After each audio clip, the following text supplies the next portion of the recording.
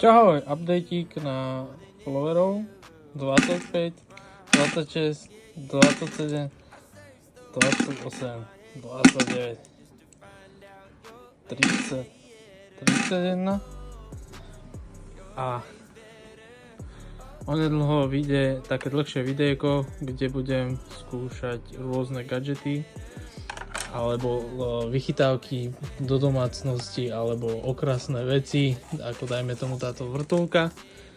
Ešte sú na ceste ložiska, takže jak to poviem, drahšie sú tie ložiska do toho, jak to daná vrtuľka, ale teším sa na to, keď to poskladám, lebo môj malý sa strašne teší všetkomu, čo sa točí. A hlavne takým všelijakým hračkám.